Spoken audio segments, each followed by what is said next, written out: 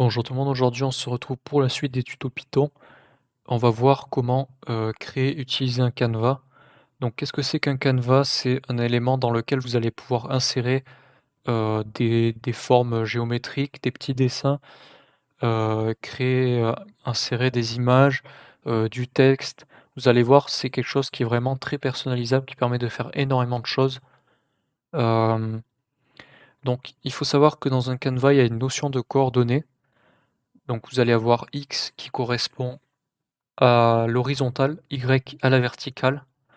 Si vous prenez X égale 0, Y égale 0, vous allez en fait vous retrouver tout en haut à gauche. Donc dans un canevas, vous avancez euh, en haut à gauche vers en bas à droite. Donc comme l'écriture en français en fait. Euh, du coup, pour créer un canevas, très simple, canevas égale canevas,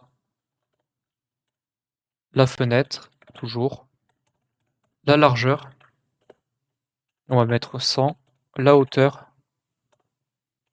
on va mettre 100 aussi, donc on aura un canevas qui a une forme carrée, mais vous pouvez aussi faire des canevas qui ont des formes rectangulaires, c'est tout à fait possible.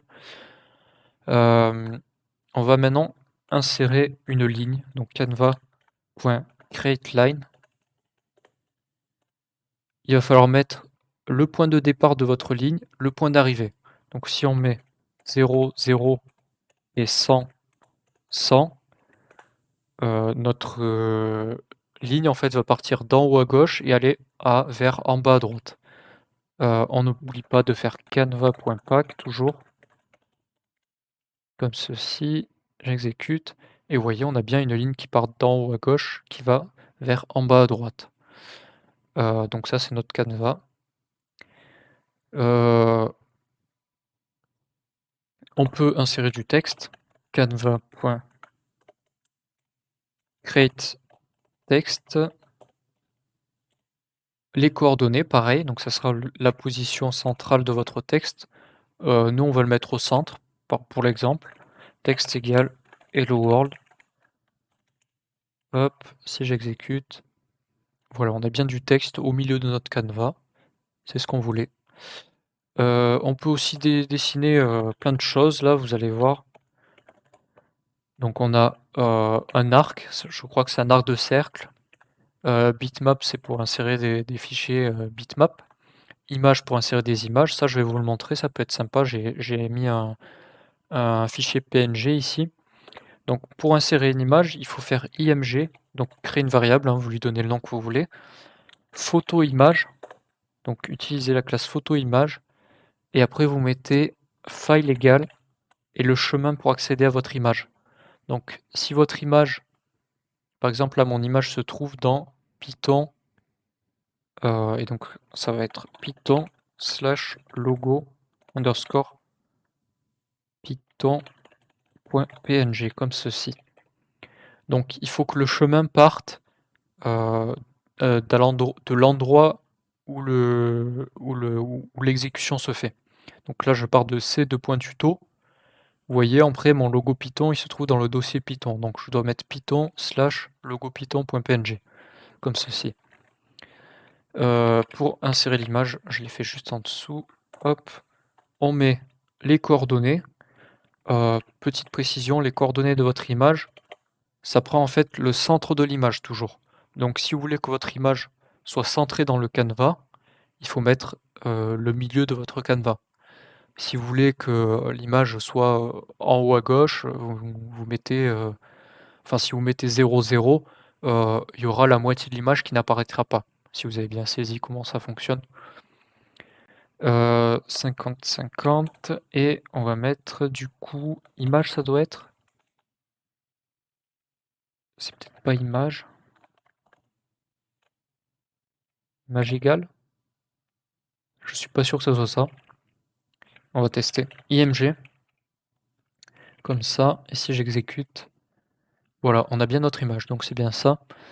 C'est image égale et votre image, votre variable. Et donc là, vous voyez, on a notre image qui a bien été insérée. Petite précision, mon image fait 100 de largeur, 100 de hauteur. Je l'ai paramétré avant. C'est assez compliqué, je sais même pas si c'est faisable, de redimensionner des images avec Tkinter. Alors je sais qu'il existe, des librairies Python exprès pour modifier des images, tout ça, donc ça c'est faisable. Mais moi je vous conseille quand même, de donner la bonne taille que vous souhaitez à votre image avant de l'insérer dans un canevas, ce sera beaucoup plus simple. Voilà, donc ça c'est pour insérer une image.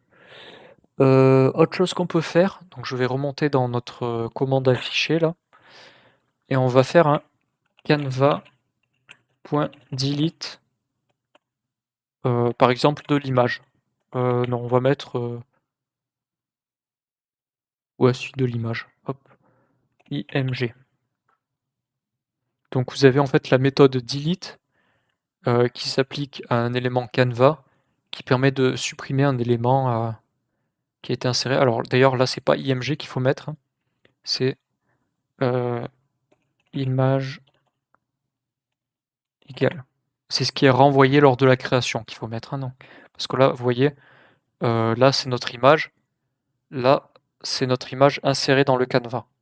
Donc nous ce qu'on veut c'est supprimer, ce cette variable-là en fait. Heu, donc on va mettre image. Donc cette commande, je vous rappelle, elle est exécutée, quand on appuie sur le bouton.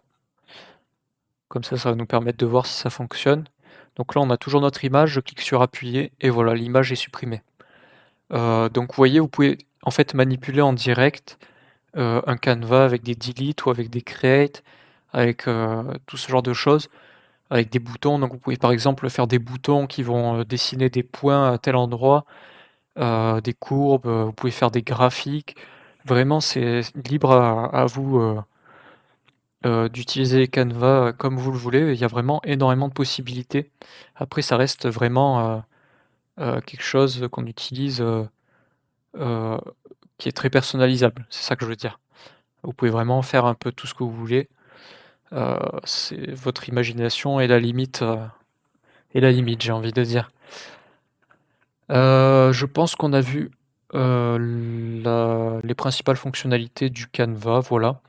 J'espère que ça vous aura aidé. Sur ce, à plus tout le monde. Ciao.